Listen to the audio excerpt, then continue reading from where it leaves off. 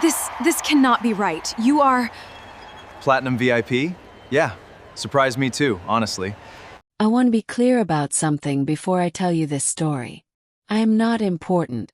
I say this not out of false modesty but out of a genuine commitment to accuracy, which is something I value because I spent 11 years as a data archivist cataloging records for a mid-sized logistics company on the outer edge of human-settled space. I am James R. Anderson.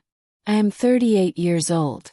I own 2 pairs of good boots and a leather jacket that has survived 4 postings and 1 minor hull breach. I drink my coffee black because I never remember to buy anything to put in it. I have, until approximately 3 weeks ago, never been anyone's priority. I tell you this so that what happened at Veloris Station makes sense in context. I had been traveling for 9 days when I arrived. The assignment was standard, a records audit for a company that operated trade routes through Veloris, the largest Kylori-run transit hub in the sector. My employer had booked my passage and filed my credentials, and I had done nothing except exist inside various transport vessels for the better part of 2 weeks. Veloris Station was enormous. I knew that from briefings. What the briefings hadn't conveyed was the texture of it. The way the arrival hall felt like standing inside a living city, the ceiling so high it vanished into atmospheric haze, thousands of beings moving through corridors lit in shifting blue and white. The Kylori who staffed it wore white and gold, their blue skin luminous under the station lighting, their movements precise and unhurried. I joined the arrivals queue. The line moved steadily.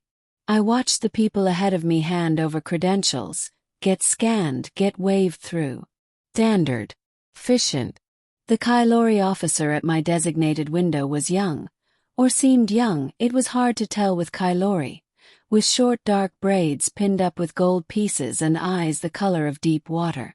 She was working with the focused efficiency of someone who had processed 1,000 arrivals today and expected this to be number 1001.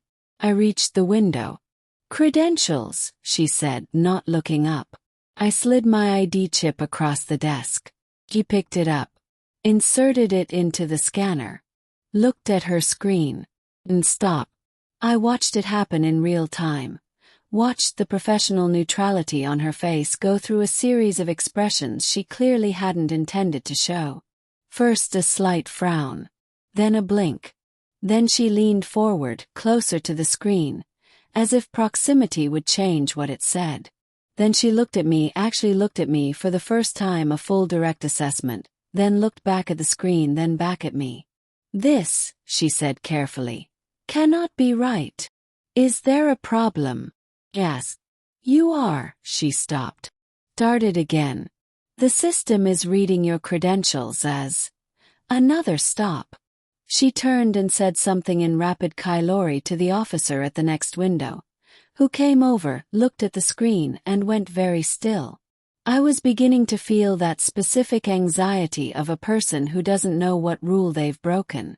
"I haven't done anything," I said, which is what people say when they're innocent and also when they're not, so I understand it wasn't reassuring. The first officer looked at me with an expression I still struggle to describe. It was somewhere between shock and reverence, and the particular discomfort of someone who has rehearsed a procedure they never expected to actually perform. "Mr. Anderson," she said. "James R. Anderson." "Yes. You are the 900-millionth registered arrival to Veloris Station." I heard what she said. The words arrived in the correct order. My brain declined to process them. "I'm sorry." She turned the screen to face me. There it was, my photo, my name, my ID number, and next to it, in lettering that was apparently the Kylori equivalent of screaming, "Arrival 900 million. Platinum VIP. All access. Complimentary full station privileges. Duration. Unlimited." "We have," she said, recovering her composure by what appeared to be an act of significant will, "been tracking this milestone for some time. The 900 millionth arrival to Veloris Station receives our highest designation." She straightened. Behind her, I noticed that other staff members had noticed the screen. A small cluster was forming. "You are Mr. Anderson, our most honored guest." "I'm an archivist," I said. "I'm here for a records audit." "You are," she said. "A platinum VIP with all-access clearance, complimentary suite in the Kylori guest tower, access to all station facilities, a personal guide for the duration of your stay, and," she glanced at the screen, "it appears a formal welcome ceremony, which I should tell you we have never actually performed because this milestone was considered somewhat theoretical."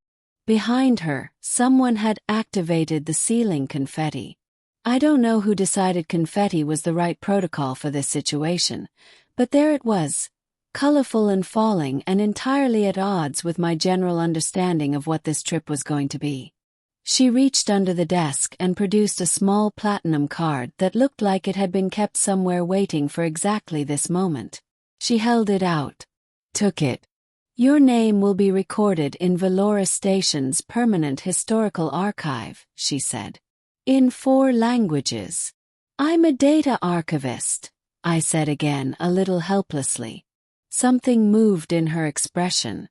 The shock was still there, but something else was coming through now. Something that was almost against her will, amusement. "Then you will appreciate," she said, "the significance of being recorded." I looked at the card. I looked at the confetti. I looked at the growing crowd of blue-skinned Kylori staff who were watching me with the focused attention usually reserved for historical events. "Is the suite nice?" "Yes." She blinked. Then, with the air of someone who had not expected this to be the question, "It is the finest accommodation on the station. Does it have good coffee?" "Was." "We will ensure it does," she said. Her name was Vela. I learned that when she appeared 2 hours later, outside my extraordinarily good suite on the 14th floor of the Kylori guest tower, with a coffee service and an expression that suggested she had volunteered as my personal guide before fully thinking through what that meant. "I looked up your records audit," she said when I opened the door.